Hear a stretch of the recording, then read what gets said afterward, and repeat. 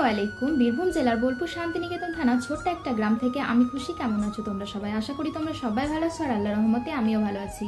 তো এই যে পুরো ব্লগটা তোমরা দেখতে থাকো। হ্যালো গাইস, তো আজকে আমার নানা আর এই যে মামাতো ভাই এসছে একটা ছোট।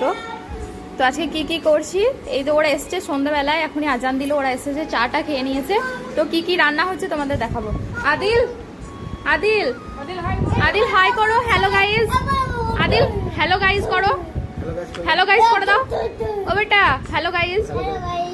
আর এই যে আদিলের আব্বু, হ্যালো গাইস। তো চলো আজকে কি কি করছি তোমাদের সঙ্গে শেয়ার করবো। তো তারপরে এদিকে ঝড় উঠে আর ঝমঝমিয়ে বৃষ্টি নেমে যায়। তো আর তো কিছু শেয়ার করা হলো না। রান্না হয়েছিল চিকেন কষা, ডাল, আম, আলু সিদ্ধ, ডিম সিদ্ধ, আরও কি কি হয়েছিল ঠিক মতো মনে পড়ছে না। তো আজকের মিনি ব্লগটা তোমরা কে কোথা থেকে দেখছো অবশ্যই কমেন্ট করে জানিও। আর এবছরে বর্ষাকালে কে কে ভুট্টা পোড়া খেলে অবশ্যই কমেন্টে জানিও। আজকের মতো এ পর্যন্ত, টাটা, ফিরে আসছি নেক্সট একটা মিনি ব্লগ নিয়ে।